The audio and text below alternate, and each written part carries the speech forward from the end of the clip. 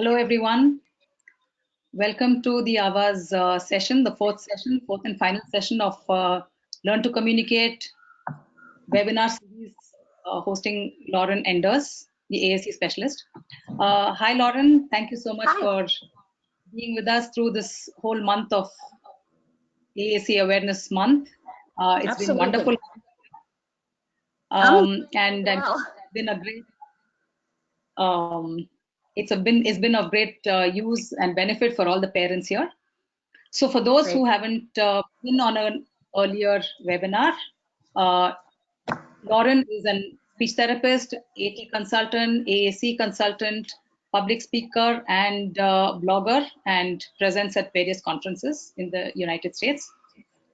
She's from Philadelphia, and she has over 24 years of experience, and has been passionate about sharing her resources on social media and wherever possible about all aids related to AAC. She's got about 6,000 followers on Facebook and I think 32,000 followers on Pinterest. So thank you so much, Lauren, for joining us in this month, which is absolutely packed for her in terms of her schedules. So it's been great hosting her, and we've also been receiving very positive responses. And so this is going to be a 30-minute session of Q&A. And for the participants, if you have any questions to ask, please write it on your Q icon that you see on the webinar panel, and we try and get it addressed at the end of the session. So let me get started before we leave more time. And also there'll be a poll at the end of the session, a poll and a survey. Please make sure that you take both of them to give us feedback. Okay, so going on with the first question from Geeta Arvind. So Lauren, if you can just recap the modeling, how does one do modeling with this aided language stimulation? Because it's so important. We really want to get a quick recap of it before we start the rest. Right. So I love to be able to actually show it. I'm going to have to minimize the poster for a minute because I can't see what I'm showing. So with modeling, and again, what modeling is you don't need to actually show every single word that you're saying. So if you were going to be saying, you know, I like how you helped me with dinner, you don't need to model every single word on the device. You don't need to show I like how you don't have to do that. What you want to do when you're modeling is at least represent a couple of the words in the app. So if I was going to say I like you when I'm modeling, it's very hard to get this so that I can figure out how to show it the right way. So when you say I, so I, of course I can't really see, and then I would say, oh, I want to, let's see, I'm looking for an action. I'm looking for the word like. Yeah, and this is really difficult for me because I can't see the screen. Well, let's pretend that I was going to say, there it is. I like how, let's go back. I like how you helped me with dinner. So you don't have to do every single word you say, but what you want to do is, as you're speaking, to model some of the words on the system, and that can be whether you're using the Avaz app and you're using a tablet, or it can also be if you have something else that's kind of a backup, like a printout. So you can actually print the screens of many apps, including Avaz. You can print all the screens because there will be some instances where having a tablet may not be feasible. So for example, if you are giving your child a bath and you think about the fact that bath time is a wonderful time for language. There's all kinds of fun things you can do in the bathtub, but you don't really want to bring your tablet in the tub with you. So you can actually print out certain screens. You could print the main screen, you could print the actions screen, so all the verbs. You could print, perhaps if you have a customized screen with things that they might play with in the bathtub. And those could actually be laminated and put in the bath area. There's unique things you can do, like laminate them and put them on, for example, in like a foam kickboard, or like for swimming, or a foam kneeling pad, something that you kneel on when you're gardening. They actually float, so you could actually put something on top, a board on top of that, and then model with that. So it can either be when you're modeling and pointing to symbols as you speak, it can either be on the system, on the electronic system, or it can be on a photocopy, a printout of what the screen looks like. But as long as you're modeling, that's going to be helpful. That's probably one of the best tools you can do to be teaching your child language. Great. Yeah, absolutely. Thanks for that, for the tips of using it on, especially while bathing, etc. Okay, the next one is, how do you maximize communication opportunities in places other than home, school, park, restaurants, social circles, etc.? So how do you? Okay. Yeah, that's a great question. And I think one of the things that's going to be the most helpful is thinking about if you were interacting with a typical young child, a typical, let's say, a toddler or a young child, the same kinds of language that you might start kind of modeling for them really works for anybody with complex communication needs. So I'm not that I'm suggesting you speak to them like a toddler, but when you think about the kinds of things you talk about, you bring things to little kids' attention. Oh, look at that! Look, did you see the? So one of the really important things to think about modeling, and I mentioned this in previous sessions, is that a lot of times when we have some form of augmentative communication, whether it's a tablet or a book, we get really focused on asking our children lots of questions. But we don't realize that when we are interacting with typical kids as they're developing language, we do a lot of just talking to them. Oh my goodness, did you see this? Oh, I like how you did this. It's not all, what do you want? What's this? And we're so eager with our students who have complex communication needs, or our children, that we often do a lot of testing. So I just want to reiterate to kind of start paying attention when you're trying to model and get the student, your child, to use the device. Be careful that it doesn't sound like a test. So in maximizing communication is really just bringing things to your child's attention that seem like they might be motivating in any environment that you're in. So if you went to the mall with your child and they had something, or if you went to a store and at that store they had something that you thought might catch your child's eye, let's say a balloon, you might say, oh, look, I see a balloon, it's red. I like the red balloon. I wonder what color balloon you would like.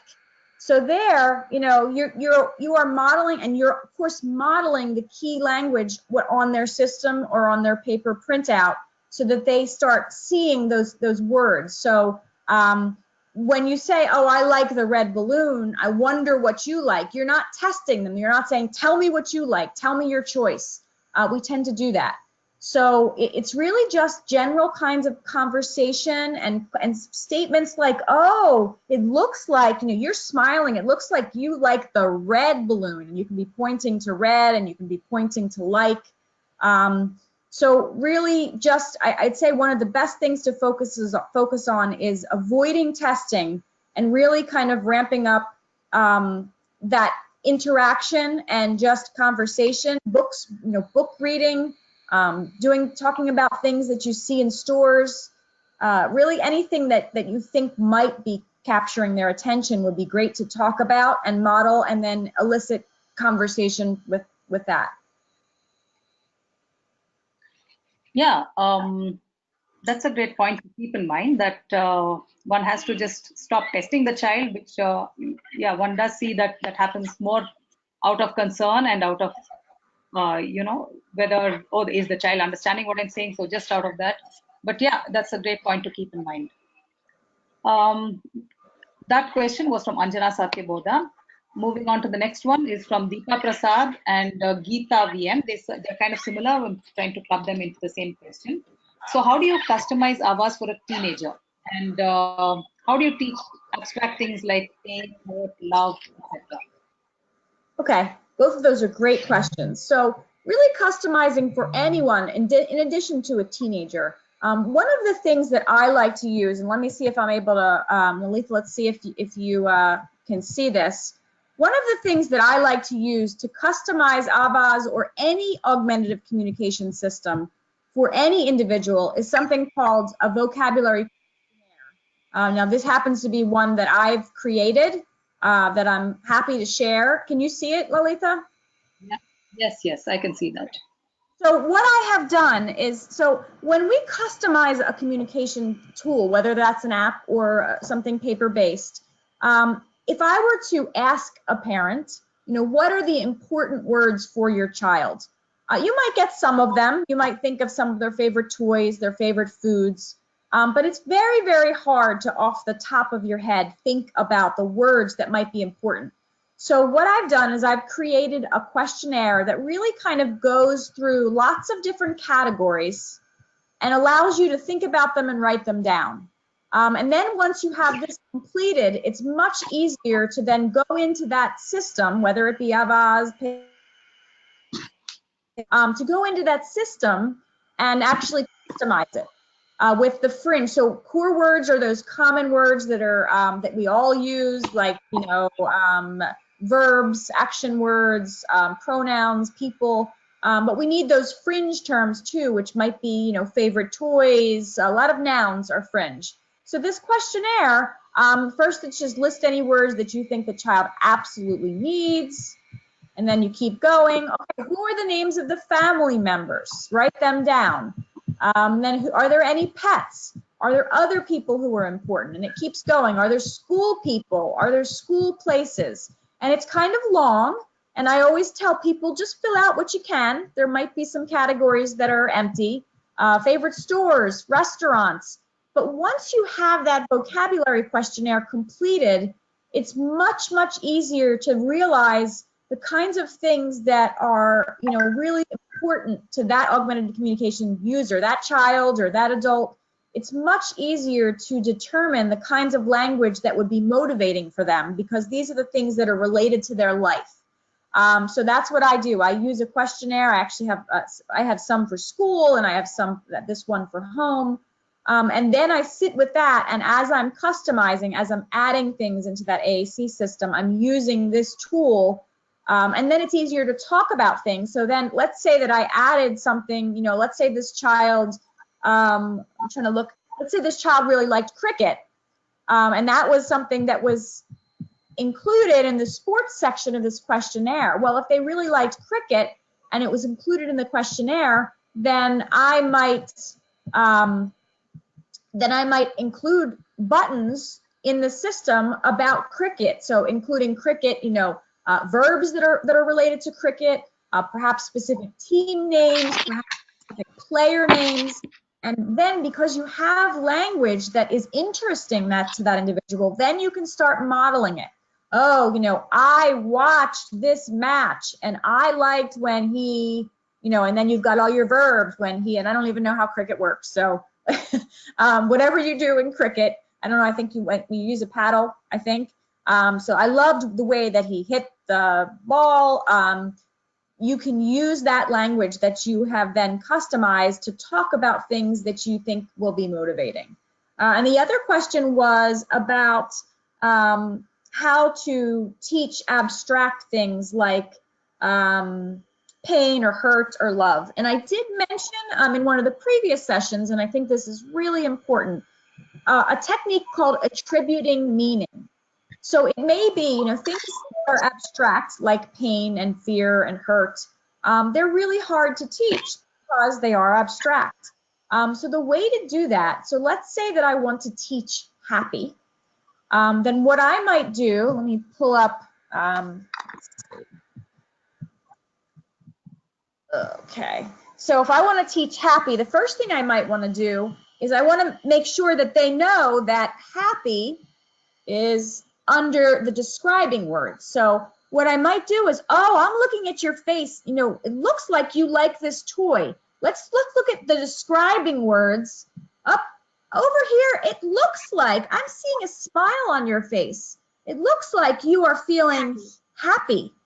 Or you know, you could take a picture of them and look at that smile. Look how happy you are. That's how, so you're attributing meaning to either their behavior or an expression on their face. You might be, let's say you were watching a cricket match and they did an interview of one of the players who just won the game for the team. They scored the winning point. And you could look at them on the TV and say, oh my goodness, look at how he's smiling. Look at how he's jumping. I think that he must be happy. Look at that smile on his face. He's happy because he made that shot and he's happy. So you want to repeat as often as you can. That's more instances of examples. He is happy because they won the game. So, you know, again, it's attributing meaning to what they're seeing. So you're pointing it out, whether it's an image in a magazine of somebody smiling or looking, you know, sad with a frown. And then you point, oh, look at that frown. He looks sad. And then you point to it on the system. Or he looks happy. Or, oh, I hear your stomach grumbling. I think maybe you are hungry. I hear your belly. I think you're hungry. So you are attributing meaning. And maybe you're not right. Maybe they're smiling about something different. And that's okay. So you just want to say maybe, or I wonder if. We don't want to look at their face, and if they're frowning, we don't want to make assumptions. You're upset because we're not in their head. So it's always better to use a statement like, oh, I see a frown. I think maybe you're upset because you wanted this toy. Because we can't truly know what's in their head. So that's how I would teach abstract concepts, by attributing meaning. And, you know, I can, Lalitha, I can provide you with some resources about some of these topics. So attributing meaning, I can provide something for you to share. I can provide the vocabulary questionnaire. Anything else that we mention, I'll be happy to share resources that you can send out to the participants. Yeah, I will definitely send it. I think at the end of all these sessions, we'll send it with all the documents that you've shared. Okay. Great. So yeah, attributing meaning is an important thing to keep in mind while trying to teach these abstract concepts. Great. Okay, so the next one is what kind of examples can you provide for family-based activities to help generalize? And this was from Devlina Dalal, and along with that is another question from Mitu Day. Please share tips on using Avaz in simulated situations like storytelling, newspaper reading sessions, etc. They're kind of similar, they're context-based. Yeah. So again, you know, whenever you're unsure of what to do, try to think about what you would naturally do with a typically developing child. You know, if you were reading a story, what would you naturally do with a typically developing child? And you would do a lot of discussing the pictures. Oh, look at him. He's got a balloon in his hand. I wonder if he went to a party.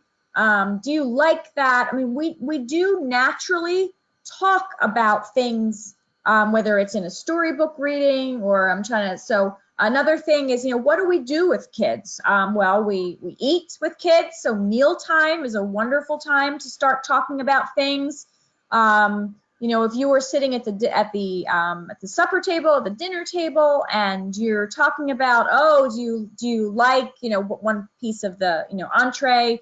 Do you like the bread? I like bread. I'm wondering if you like the bread, and then kind of looking at them, you could ask them what their favorite thing is that they're eating. But here's one of the really key things is whenever you ask a question to someone who is learning communication, whether they're learning it verbally or through a device or some kind of system, I like to always model the kind of language behavior that I'm expecting. So if I'm going to want my child to tell me what they like, I would always first use the language myself. So I would be like, you know what? I really like this naan bread. I really like this bread. And then look at them. What do you like? What's your favorite thing at dinner? So I've already modeled how I would use language to explain what I like. Because what happens a lot of the times is we get these systems together and we have some great tools, whether there be books or whether they be, on a tablet, and we get lots of words in there and we have great systems, but no one knows how to use the buttons in a system without being shown or, modeled how to use that language. They have to understand that, oh, well, first I have to hit the word I, and then I have to hit the word like. And the way to do that is modeling language. So, when you're looking at how are we doing that kind of built into family activities, like, so for example, story reading or mealtime or time, shower or bath time. We can use, again, I mentioned printouts. It doesn't have to be, you don't want to put your tablet in the tub. Other examples would be, sports matches or watching sports on TV. Having things, the more motivating the topic is for your child, the easier it's going to be modeling things, because they're going to be things that they truly are excited about. If a favorite team scores a point in in a match, then, oh yay, I'm happy he got a score. Then you're modeling on the device. Talking about movies or music or sports. Another thing is making sure that typical phrases, let's say it's if it's a teenager, what are some of the slang phrases that teenagers are using? Interview, whether you have perhaps you have another child that is a teenager, at any age that is similar in age, find out what the kids are saying. I have a 15-year-old and a 20-year-old, and I have to ask them what sayings they're using. I don't know what sayings the teenagers are using now. And once they share them with me, that's something I might put in an AAC user system that's around that age, so that those common kind of slang terms are in there. And I've even put curse words in some teenager and young adult and adult devices, if that's something that's, they have to know when it's appropriate to use them. But there have been situations where I've even done that. Not suggesting that you do that, but there have been some situations where that's appropriate. Great. Thank you for that. It's a very practical application of that. Okay, this is from Geeta Arvind. This is from a parent in Seattle. What are the current best practices to teach literacy to kids who are non-verbal and have apraxia? Any links or resources to this topic would be highly appreciated. Yes, I have a very, very specific answer to that.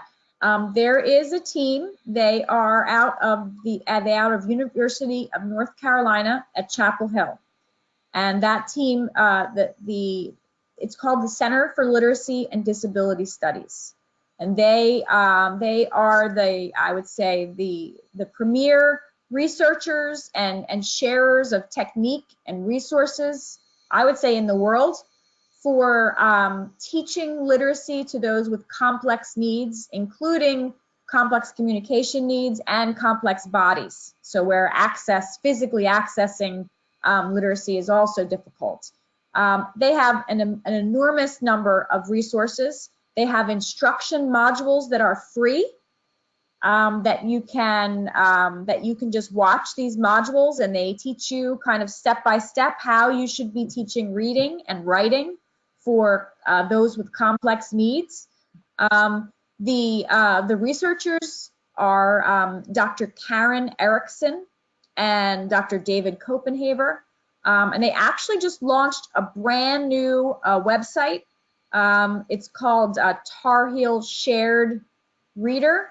and they have something that's called Project Core, although I'm not sure if Shared Reader is actually replacing that. But there are, again, there are instruction modules, there are examples, there are lessons. They really show you what to do in terms of beginning to teach literacy to someone with complex needs. And I can also share some of those resources, Lali, if I can send them to you to pass along. Definitely. Thank you. Okay, the next one is from Vijay Gomati. My son had anxiety when the iPad power was low or about to die. It got worse that he started spinning, crying, and throwing the iPad around. I tried to modify the behavior, but it repeated. We didn't have any other option but to hide the iPad. Now it's almost a month. We haven't given him back the iPad. He has had a lot of behavior issues and he is just coming back to normalcy now. So we are again back to science and low-tech communication. I've even tried the protecting cover. We didn't like it and removed it repeatedly. How can we manage such situations? Okay, that's a great question. So one of the things that I think is most important in those kinds of situations is considering that it really is related to anxiety. So anything that you can do to reduce the anxiety about the iPad dying would be helpful in allowing you to actually introduce that iPad again. So in terms of anxiety about it dying, number one, I would have visual supports that would show, so that you could, as you are explaining, okay, I see that it's at 20%. This is what we're going to do to make sure it's not going to die, and actually have some kind of visual strategy, some kind of visual support, perhaps with pictures. That's when this happens. So when it gets to 20%, this is what we're going to do, and then you can have a picture on that side.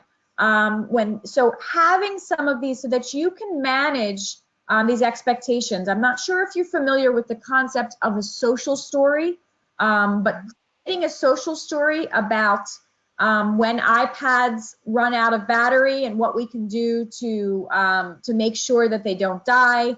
That would be something that I would definitely recommend.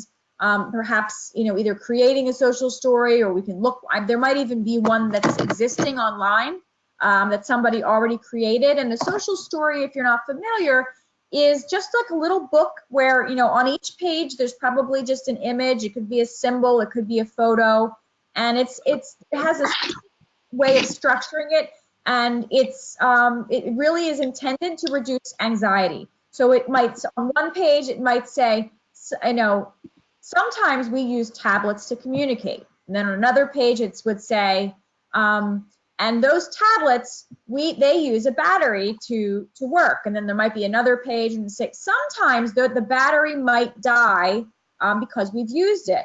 And then you could have another page and say, there are lots of things we can do to make sure that it doesn't die. And so what you would do is you'd have a social story, and then you read that and you reread it.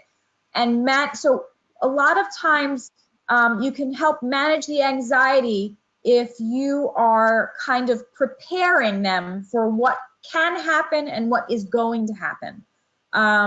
So that would be, you could do that. You can have, there are things that you could have a backup battery. You can buy those little rescue batteries for an iPad or a cell phone.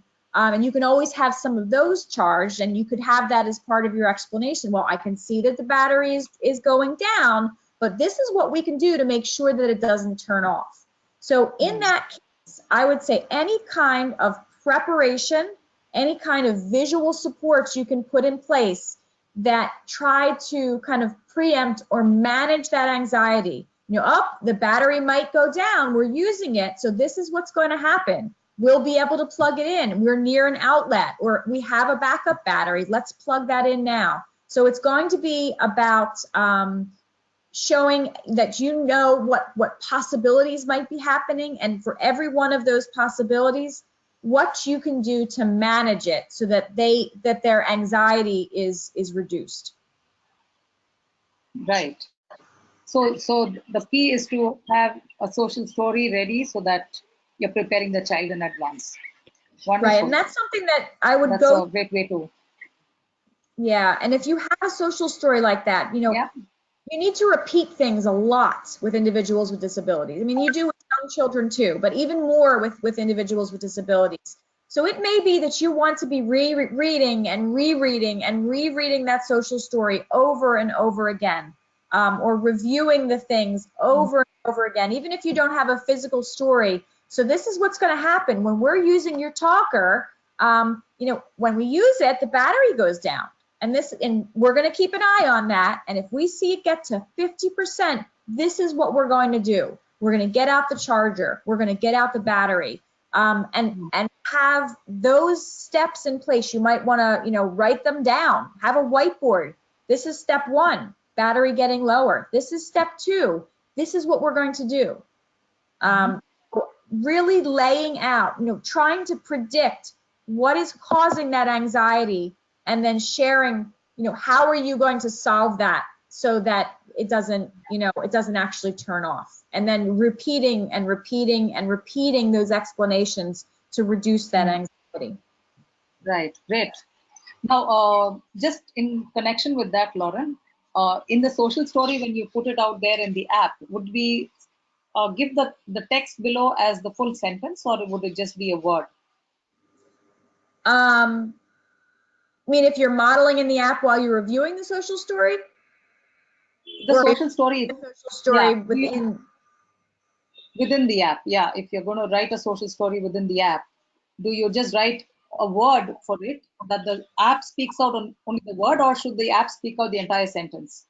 No, I would have it speak the entire sentence. Sometimes, when we use a tablet, it runs because it has a battery.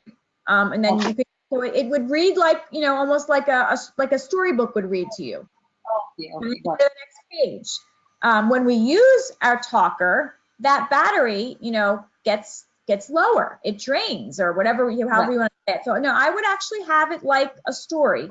But when it's happening, you might also maybe have a printout of their main screen. If there are any words you can model while that's reading, that would be great. But yeah, I would have full sentences because it is a story. So rather than have just words, I would have full sentences. Good question. Oh, thanks for that clarification. Yep. Because I was just wondering. Okay. So similar to that is when a child is approaching a meltdown, how do you use Avaz to prevent it? Would it be on similar line? Yeah, you can use things like social stories, but if we're really getting towards that meltdown, what I would try to do is, first of all, have augmentative communication available everywhere. I think that we know that a communication device, an iPad, let's say, or an Android tablet that has an app like Avaz on it, they are wonderful. They are voice output. They are incredible tools. But unless an individual is actually wearing the talker with a strap or a harness, and that is something to know about, that is really something that is quite appropriate for some individuals, but not everybody is wearing their device. So we cannot guarantee that the device will always be right by their side when something is upsetting them and leading them towards meltdown. So one thing that's super important is, in the home, that you have printouts of some of the most important pages. For example, the home screen, the main screen, the feelings screen, mad, sad, frustrated, those kinds of things, so that if you see something coming, and even perhaps screens of what they want, that you can start modeling in that. So you see them escalating, right? So let's say that they wanted a particular food and they can't have that food right now because you don't have it. They wanted it, but you haven't gone to the grocery store and you don't have that food for them. You can attribute meaning. You can say, oh, I can see in your face. I can see, look at your eyebrows. You look mad. I can see that you're mad. I see that you're angry because maybe you want whatever, you want that candy, but right now we do not have it. But what we can do is later we can go to the store and we can get, so you would be attributing meaning to, you know, kind of what's happening, using whatever you have around to communicate. If the device is there, if a paper copy is there, and trying to, you want to reflect back that you understand their frustration. You know, I see you're getting angry. I understand that you want this. I know you want this candy. You want it now. But right now, we need to wait because we do not have it. So this is this, and then sharing the plan. This is what we're going to do. You know, right now we're going to do this. Later we can do this. And you may need visuals for that. So you may need to, you know, be modeling or even typing it into you know, typing it into the keyboard part of the app, writing it on a clipboard, whatever you have available. Again, you're wanting to, a lot of times in that moment, it's extreme anxiety and it's anger that they can't have what they want. So trying to manage that with visuals and with steps of this is what you can expect is going to happen. You know, a lot of times these meltdowns happen when they cannot manage that, you know, there's an expectation that's not happening, or that there's something that they want that's not happening. So, you know, trying to go through and manage, you know, I hear you, I see that you're upset, and this is what we're going to do. Right. Great. That's, I'm sure, something that would help a lot of parents.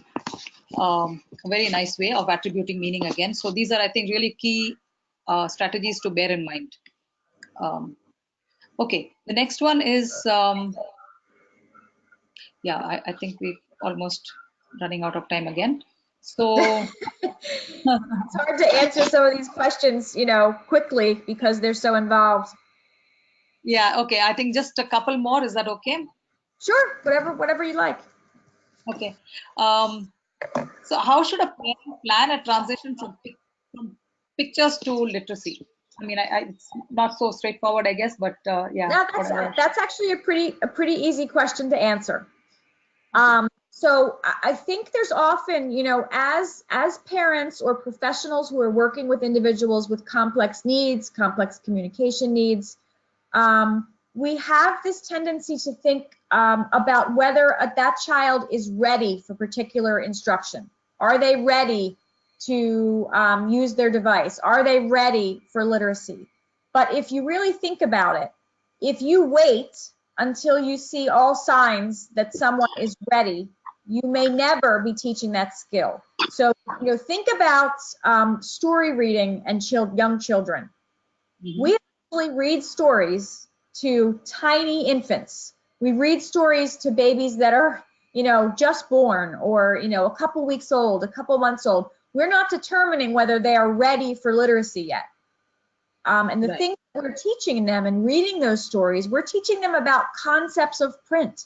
We're teaching them about that there's a title page and that we turn the pages and which direction the book opens, and that there are words. We might be pointing to words. And we do this all kind of naturally when we are introducing literacy to very young children. We don't ever consider whether they're ready.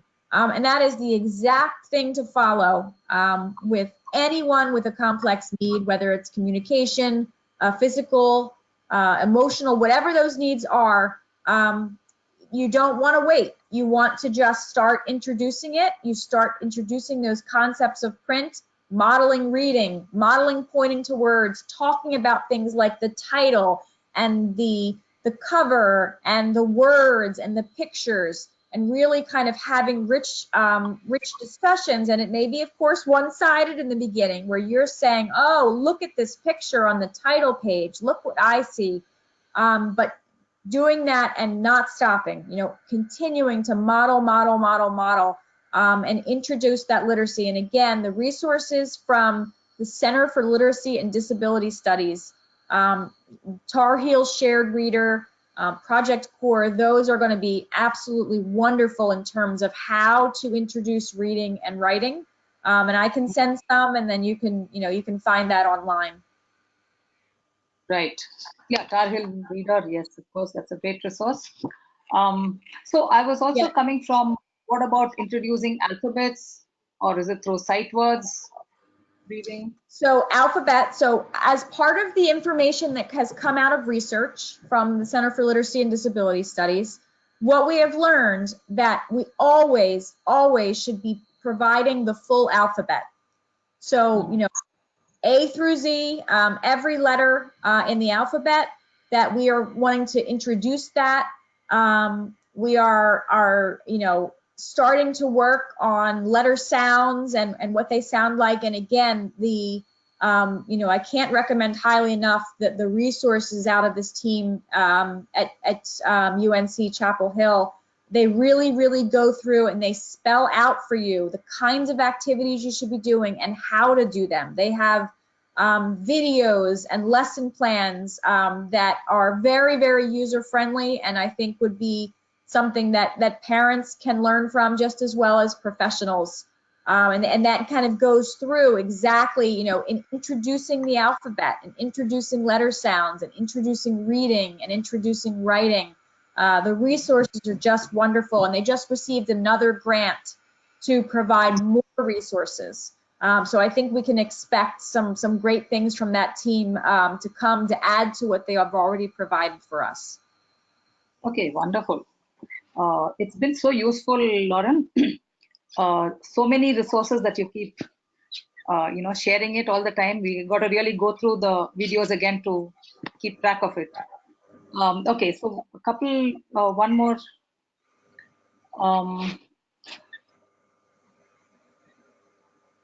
Okay, so one more is, what are some of the unique features of Avaz that are not present in most other AAC apps? Okay, so that's always a great question. So, you know, a lot of times it's hard because we're not sure why we would choose one tool over another. So it is wonderful to have an awareness of the unique features of any app. And there are actually a number of them with Avaz. So one of them, and kind of connecting to that literacy, is that there is picture support in the keyboard. So I think many of us are accustomed to word prediction because it's in our smartphone. So if you start typing in your smartphone, W-A-T, the word water might come up. In Avaz, in addition to the word water, the symbol for water comes up right in that word prediction button. And that can be very powerful for those who are learning to spell. And it is really important that we do teach literacy and spelling, because there is no system, including Avaz and any other system, that will ever be able to predict every single word somebody will need. So the only way to fill that in for the words that you just can't be prepared and have already in the system is to also be able to spell. And the only way to be able to spell is to be introducing literacy, regardless of where that person's skills are. So the picture support, there's something called Zoom, which is great for attention and also great for those who have hearing impairments and may not hear the speech. Zoom is something where you touch the button, and you probably saw it working in my examples earlier, where you touch a button and that button actually zooms forward closer on the screen. So if I'm touching, I'm hoping you can see this because I can't, let's see, let me get the webcam up. Okay, so if I touch a button, if I say the word green, you see how it comes forward? Happy.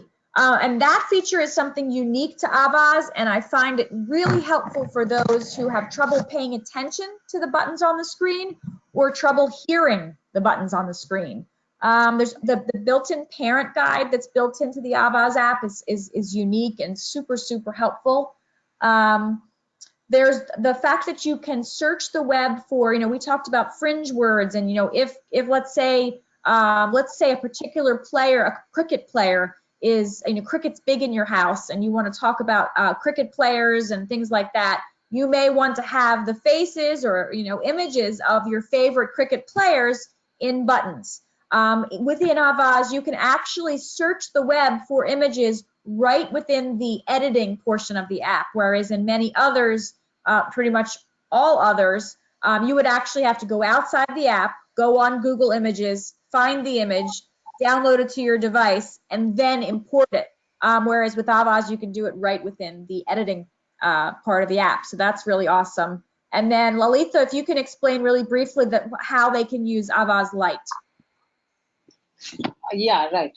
That is Avaz Live, which is the live feature, and it's meant for actually remote therapy, where the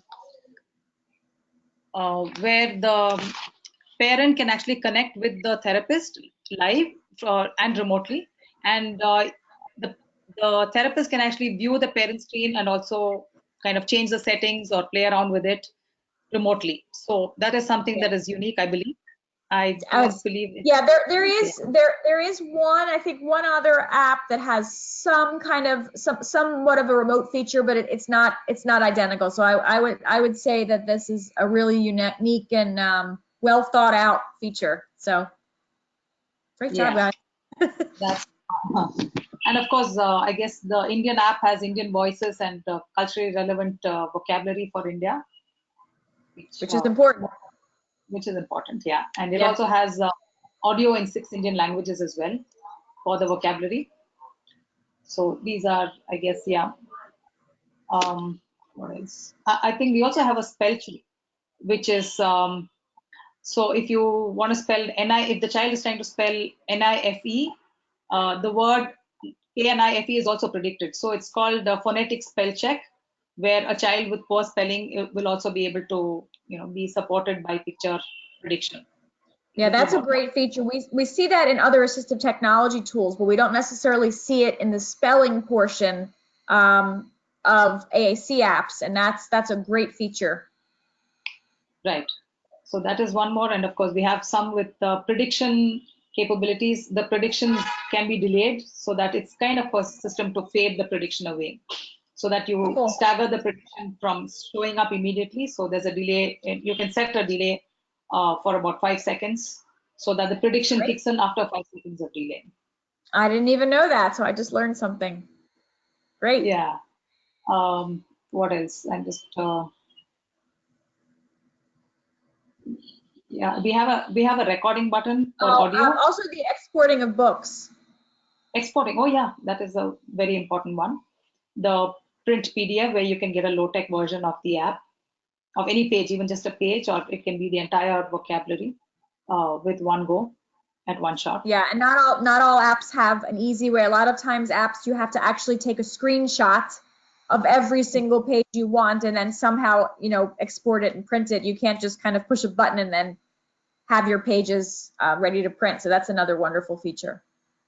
Absolutely, yeah. And you can just send it as a mail straight away as a PDF to your own mail ID. What else? We also have a record button. I'm not sure if all apps have it, but I think some apps have it, that you can record your own voice. Some have, yeah. Yeah, and those record buttons can be helpful if there are things, sound effects, or if there's a word that that you really want in there that for some reason that the computerized speech is an issue.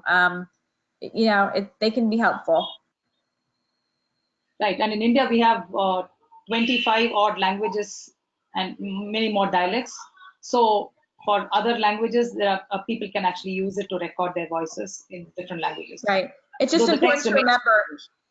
Yeah, if you are recording the speech, because it doesn't it doesn't have your language, to try to have whoever is recording the speech in those buttons for that person to be similar in age. If it's a child, try to find a typically developing child to record for you, rather than having adults' voices for a child using an app, or reverse. Sure. Yeah. Yeah, I think that kind of sums it up. Okay, so we are coming to the end of the session. So a big thanks to Lauren for taking a lot of time out for us. It's been great. It's been a wonderful 4 sessions from you. Extremely useful for all of us, and with great examples. I mean, very practical and very implementable. A lot of takeaways, and they seem to be really simple, and a lot of tips and tricks and rules of thumbs, etc. I mean, there's just a whole host of things, and you've shared a lot of resources, which you will be sharing as well. And you've also mentioned a lot of people and websites and resources that we can even refer to online. That would be great. So once again, thank you so much, Lauren. It's been fantastic. You're welcome. 4 sessions. We do look forward to having you more often, and in some other way we will stay connected for sure. Yeah, I've enjoyed this. So okay, I'm game. If you want to do more, then this has been this has been something new, a new format for me. Rather than just doing slides, just question and answer. And I like it because it connects me to what the real concerns, specific concerns, and allows me to think about ways to assist with those questions. Sure. Because teaching AAC is not something we're born with. We need resources, we need support. Absolutely, and it's been really, really useful, and I'm sure all the parents are really happy. So thank you once again, and we'll stay in touch. Okay, thank you. Okay. Bye, everyone. Bye-bye. Bye-bye. Okay, so is there any other questions? I'm just trying to see if there's something that I can address. I hope you found it useful.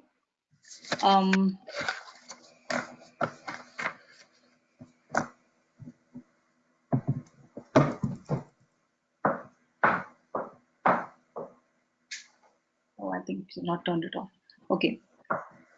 So Geeta VM, you've said only the speech therapist and at home we use Avaz. What to do if the school and other places they don't want to use? I'm sorry we couldn't get all the questions in, so some of them have not been answered. What to do if the school or in other places they don't want to use, because of which AAC usage is limited and reduced. So I have come across parents who have insisted on AAC usage in the school, so they do send their devices to the school, and if you don't want to send the device, you can even send printed formats of the device. So it could be useful to send it across to the school and kind of ensure that they use it, and sort of convince them to make sure that they use it. Lauren, I think you haven't yet switched off the audio and the system. Sorry about that. Yeah, no problem. Okay, so this is from Farzeen. Yes, you had replied on the webinar and I got mailed. Yeah, okay, so Farzeen, we will look into your mail. We will have it answered. Farzeen, again, I would like to thank Lauren and the Avaz team for the webinar. It was a great experience. Thank you. Glad you enjoyed it. Geeta Arvind, sharing on WhatsApp is another unique feature of Avaz. Oh yeah, it was. Thank you, Geeta, for sharing that.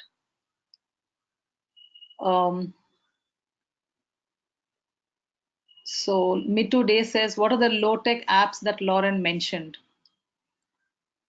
What she mentioned was the print PDF, which is used in Avaz, where you can print the low-tech version of Avaz, so that you just print it as a book and you can use it. I hope that's what you're referring to. Omana Barki, how to use Avaz in live mode. So live, you can go to settings and you scroll down to the bottom, it says Avaz live. So you turn on Avaz live, and at the other end, the therapist also turns on Avaz live, and you got to exchange on the phone a password and a user, a login and a password, which is there. So there is one login for a parent and there is one login for a therapist, and you got to exchange you got to tap the relevant buttons, and then it kind of connects the two together.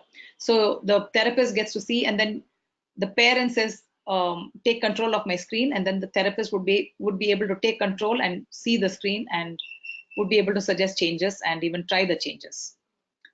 You can try it out, and I think we also have an FAQ that is got how to do it in our support page on the website. If you have any questions, you can get back to us on support@avazapp.com. That is support, SUPPORT, at avazapp, AVAZAPP.com. That's our support email contact. Vidya Matalai, thanks a lot for organizing this webinar series. You're most welcome, Vidya. Glad you enjoyed it. Aruna Prabhu, thank you very much for a wonderful webinar series. Lots of practical information. Look forward to more webinars in the future. Sure, we'll try and do more such stuff that is useful. Indriani Safale, it's been amazing. Thank you very much. Please, how to get the resources shared in this and the past sessions. Can't wait to see the vocabulary questionnaire. Yeah, absolutely. We are trying to consolidate all the resources that she's been sharing. I mean, that she's planning to share.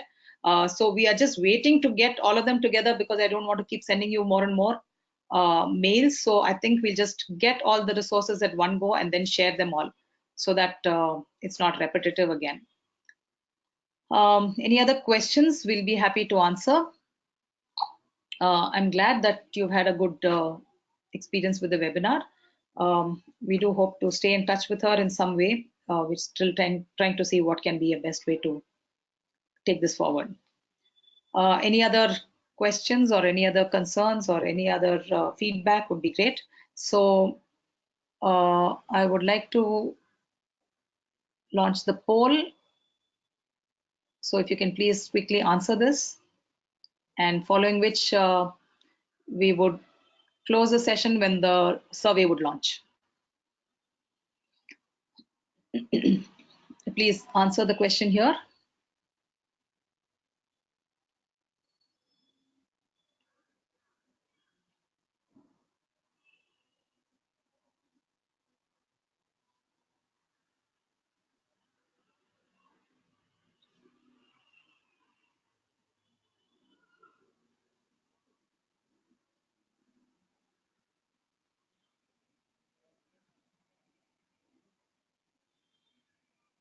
Can you complete the questionnaire, the poll, please?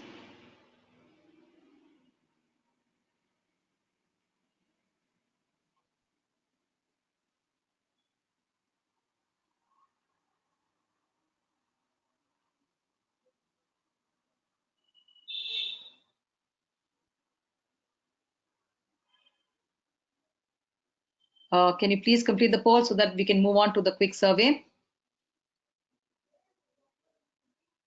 Request you all to complete it.